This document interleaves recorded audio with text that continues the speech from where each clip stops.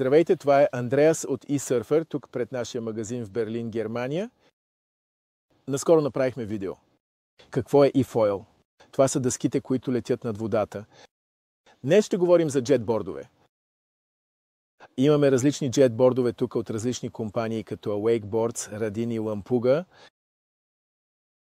Както eFoilите, те имат електрически мотор, батерия, която се поставя в отделението за батерията и, разбира се, дистанционно управление за ускорение. И как точно работят, те ще ви обясня скоро. Добре, тези електрически сърфове се наричат джетбордове. Причината, поради която се наричат джетбордове, е защото повечето от тях, почти всички, имат джет двигател. Доколкото знам, имаше само едно изключение – германска дъска, наречена Waterwolf, която имаше огромен пропелер отдолу. Но днес повечето компании използват джет и затова се наричат джетбордове. Както можете да видите на този джетборд, те имат доста голямо отделение за батерията. И очевидно не е само отделението за батерията, което е голямо, а и самата батерия. Например, това е Zendabi. Обикновено е по-тежък, 37 кг. Той е доста голям. Дайте в сравнение с батерия на eFoil. ZZ. Обхватът на джетборд обикновено е между 30 и 55 минути, в зависимост от това как карате и кой кара, в сравнение с eFoil, с които издържат час и половина до 2 часа, ако имат правилната батерия. Защо е така? Тези джетбордове просто се нуждаят от много повече мощност. Те не летят над водата. Те имат много съпротивление във водата. Те трябва да изтласкват водата. И това просто изисква много енергия. И затова джетборд обикновено издържа между 30 и 45-55 минути. И след това трябва да презаредите батерията. Тези джетбордове обикновено имат магнитен прекъсвач. Това Б за спиране на мотора, ако паднете. В противен случай, ако нямате това, джетбордът може да продължи да се движи известно време. И това предотвратява това, като спира мотора веднага. Има само много малко eFoilове, които имат такъв вид магнитен прекъсвач. Причината е, че когато се разбие eFoil, той всъщност ще спре. Но тези джетбордове, знаете, особено ако са бързи, могат да изминат няколко метра и ще трябва да плувате. И за да не плувате твърде далеч, това е което магнитът предотвратява. Това е също така механизъм за безопасност, за да не стартирате двигателя по погрешка. Когато си играете с дистанционното управление, то ще работи само ако магнитът е вътре. Добре, нека поговорим за дистанционните управления, също наричани ръчни контролери. Имате ръчни контролери, които са свързани с въже. Това е по-лесно за начинаещи, но също така улеснява правенето на остри завои, особено за начинаещи. Да. Можете обаче да го свалите от дръжката и просто да го държите в ръката си, като този на тази, например от Awake или от Radin. Това от Awake всъщност има LCD дисплей. Да, дори можете да видите скоростта, с която се движите. Други дистанционни са малко по-прости. Те просто имат светодиоди, които показват какъв е заряда на батерията. Но в крайна сметка то е само за да ускорите дъската си. Имате неща с тригер или с палец. Тези са и двете от Швеция. Изглежда, че шведските момчета обичат да го контролират с палец. Но работи и двете. Коя джет дъска трябва да изберете? Това зависи очевидно от вас. Как искате да карате? Къде искате да карате? Колко агресивно? Какво е вашето тегло?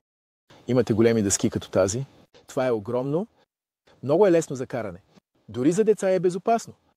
Имате агресивни дъски като дъската Wake. Има дори по-малка, където правят задни салта, зад лодката.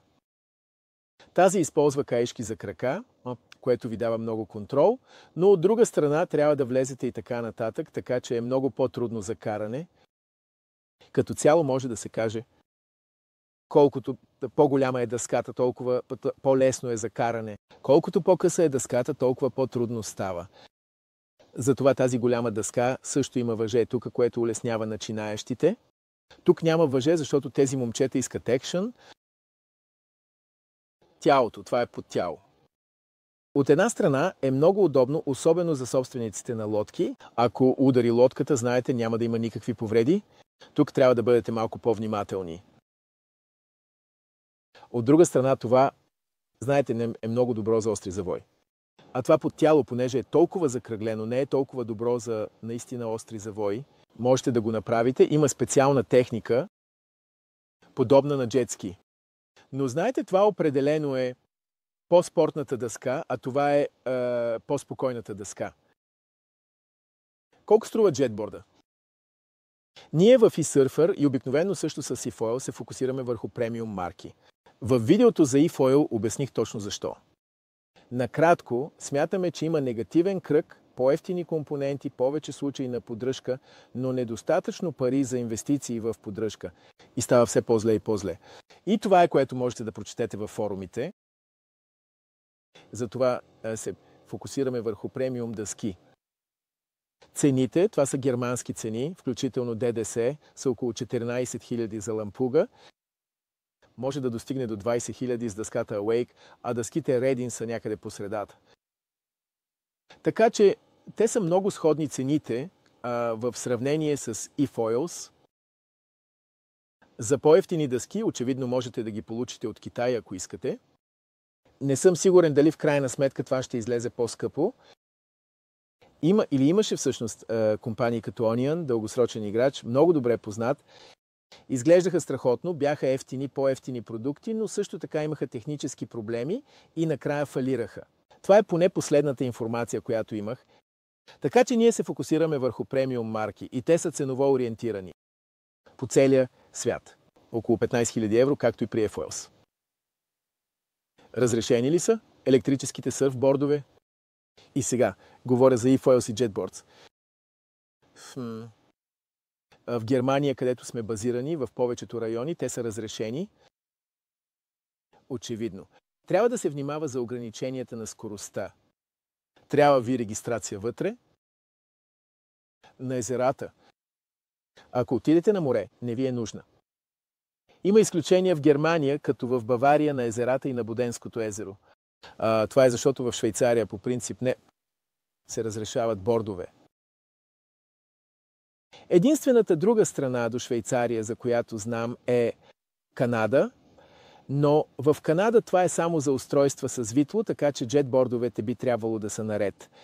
Но много от eFoilите, например, имат витло и в момента са забранени в Канада.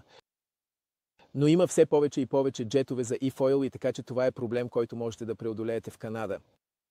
Така че като цяло бих казал, че в повечето страни е разрешено, в някои се изисква регистрация в САЩ.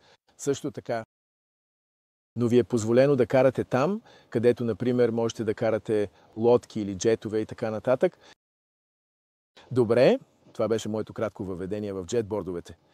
Сигурен съм, че съм забравил нещо, така че моля, задайте вашите въпроси в коментарите или просто посетете нашия уебсайт. Можете да намерите нашия телефонен номер и имейл адрес и ще се радваме да отговорим на вашите въпроси. Или, още по-добре, елате в някой от нашите магазини, и било тук в Берлин, или имаме и в други градове тук в Германия, и имаме партньори в Испания, Франция, Италия и още предстоят. Така че ние намираме всички наши партньори и артисти на нашия уебсайт. Надявам се, че това беше добре за вас. Моля, задайте вашите въпроси в коментарите и до скоро.